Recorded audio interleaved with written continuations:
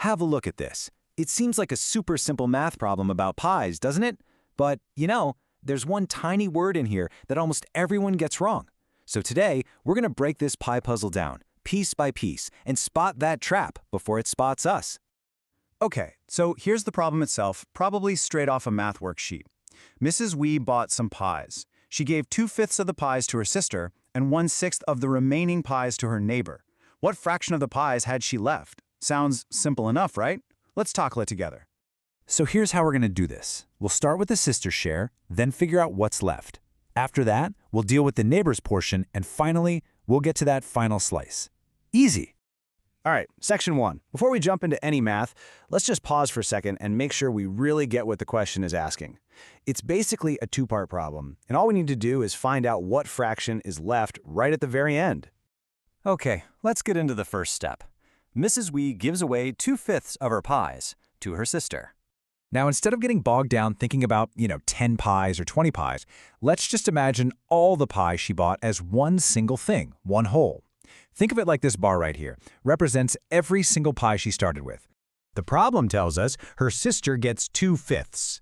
So if we take that whole bar and chop it into 5 equal pieces, 2 of those pieces are now gone. They've gone to the sister. Okay, and this right here, this is the most important part of the whole problem. Once her sister takes her share, Mrs. Wee doesn't have a full set of pies anymore, right? We have to figure out what's left. This is the absolute key to getting the rest of it right. So let's think about it. If she starts with a whole set of pies and gives away 2/5, what's left? What's the fraction that's still there? The math is pretty simple here.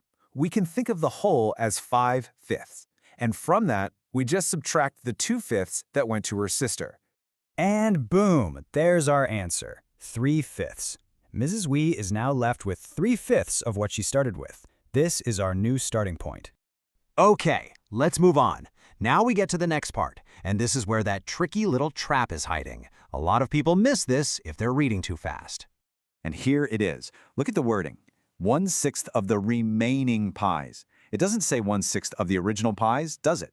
It says of the remaining pies. That one word, remaining, changes everything. It means we have to use that 3/5 we just figured out. So how do we turn that into math? Well, here's a great little trick. In fraction problems, the word of almost always just means you need to multiply. So when it says 1/6 times of the remaining 3/5, we just multiply them. 1/6 times 3/5 gives us 3/30. Now, 3/30 is technically correct, but it's kind of clunky, right? We can make things way easier for ourselves by simplifying it right now. We can divide both the top and the bottom by 3, and that simplifies neatly down to 1/10. So what that means is the neighbor actually took 1/10 of the original total. All right, we are in the home stretch now. We know what was left after the sister's share, and we've just figured out exactly how much the neighbor took. We've got all the pieces of the puzzle. So here's what we're looking at for the final calculation. We were left with 3/5 of the pies, right? And the neighbor took away a chunk that was equal to 1/10 of the original amount. All we have to do now is subtract. Whoa, but hold on a sec. We can't subtract tenths from fifths. They're not the same kind of slice. We need to get them to speak the same language, and we do that with a common denominator. The easiest one here is clearly 10. So to change 3/5 into tenths, we just multiply the top and bottom by 2, and that gives us 6/10. Easy. Perfect. Now they're both in tenths. So the math is super simple. We just take the 6/10 that we had left and subtract the 1/10 that the neighbor took.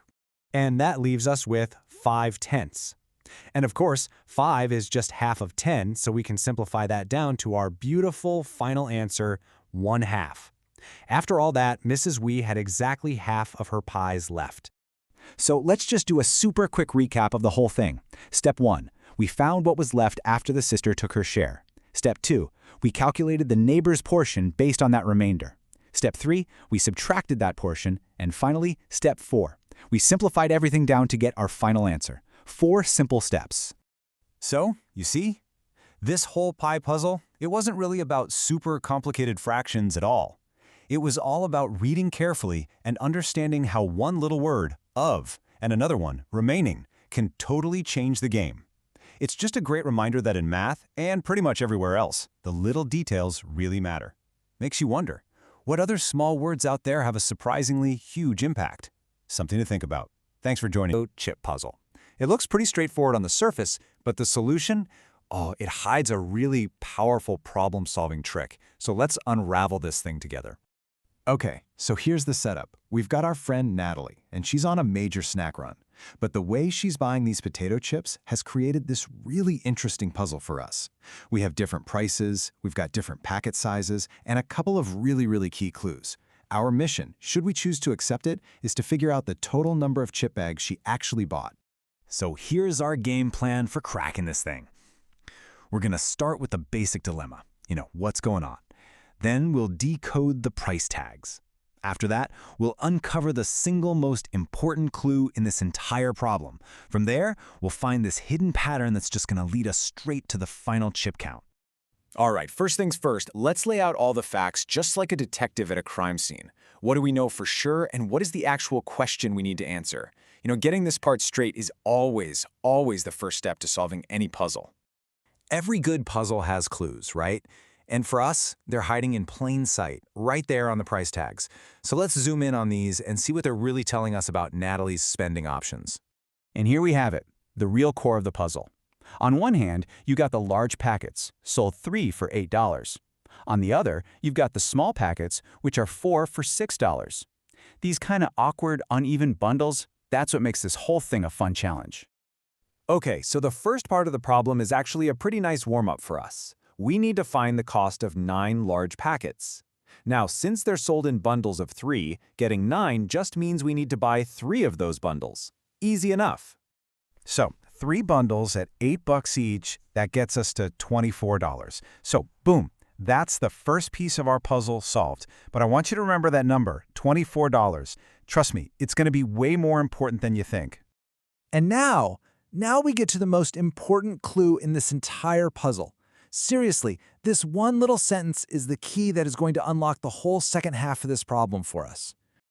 This right here, this phrase changes everything. An equal amount of money.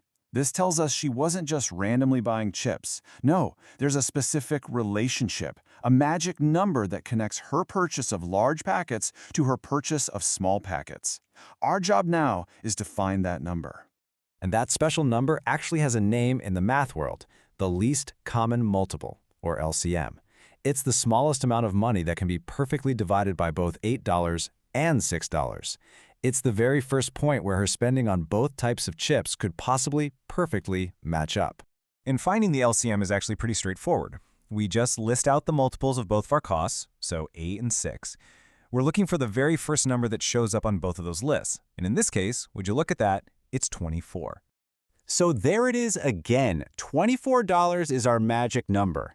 It is the absolute smallest amount of money she could have spent on large packets and also spent on small packets for them to be equal. This is the key we're going to use to unlock the rest of the solution. Okay, now that we have our key number, our $24, we can use it to start building a pattern. This is where we really start to crack the rest of the code and see how this whole thing fits together. So let's get organized here. Let's just say Natalie spent exactly $24 on the large packets. Well, we already figured that out. That gets her 9 of them. And if she spent that same $24 on the small packets, she'd get 16. So now, what's the difference between the number of packets? 16 minus 9, that gives us 7. Okay, so our pattern gives us a difference of 7. But wait a minute, the puzzle specifically says she bought 35 more small packets.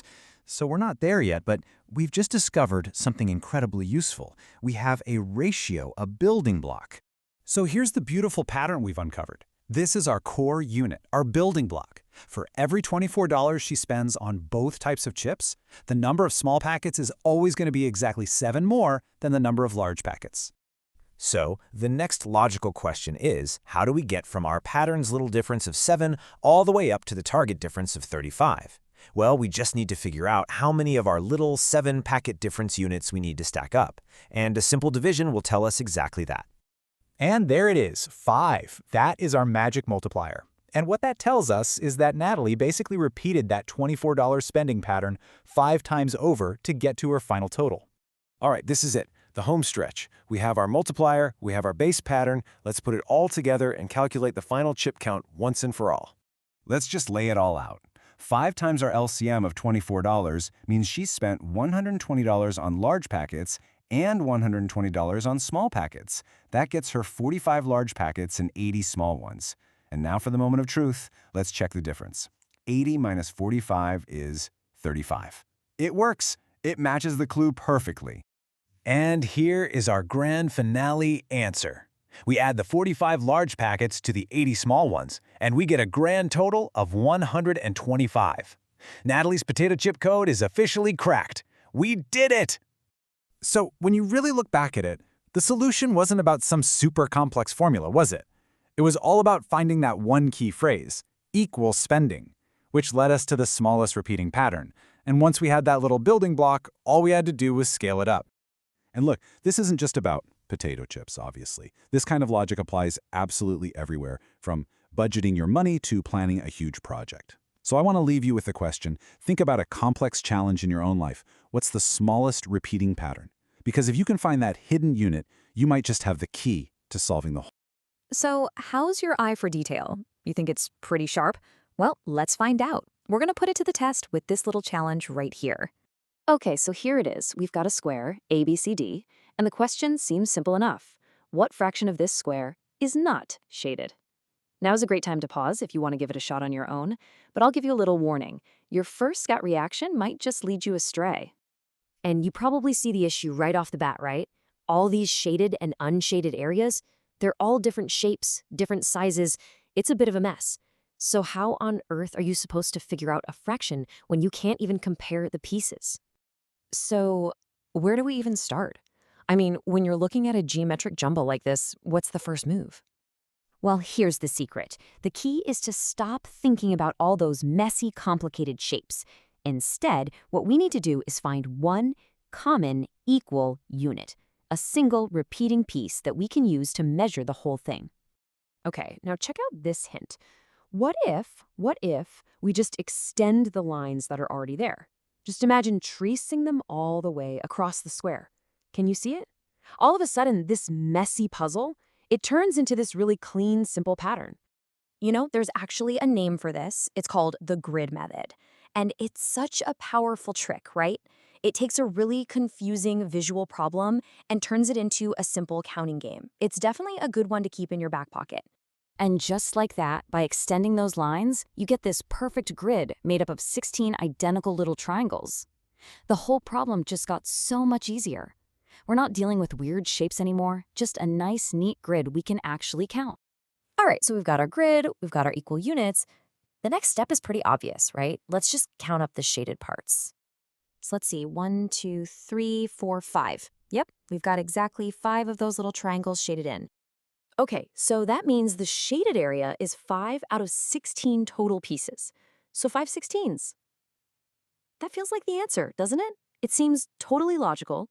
In fact, if you look at the original image, that's exactly what the person wrote down. Makes sense. But hang on a second. Before we lock that in, is that really what the question was asking for?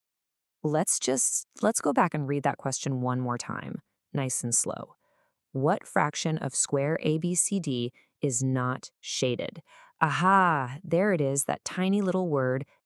And that one word, so easy to just blow past when you're in a hurry, it changes everything. It flips the whole problem completely upside down. It's a classic trick question. Okay, so let's do this the right way. We have 16 triangles in total. We know 5 of them are shaded. So 16 minus 5 leaves us with 11. 11 unshaded triangles. So the fraction that's not shaded is 11 out of 16. And this really lays it all out, doesn't it? It's so easy to just focus on the shaded parts, the thing that jumps out at you, and call it a day. But the real solution was about taking that one extra step and answering the question they actually asked about the unshaded parts. And there it is, the real answer, 11/16. Ah, that feels better. So what's the big lesson here? Well, it's pretty simple, really. First, you've got to read the question carefully, really carefully. Second, keep an eye out for those little trick words, like not. Third, that grid method is your friend. Break down complex stuff into simple, equal parts. And last but not least, Always double-check that you're actually answering the question that was asked. You know, it kind of makes you think, doesn't it? If it's this easy to miss one tiny, crucial word in a simple math puzzle, what other important details are we missing every single day? In our work, in conversations with people we care about, all because we're just moving a little too fast. It's something to think about.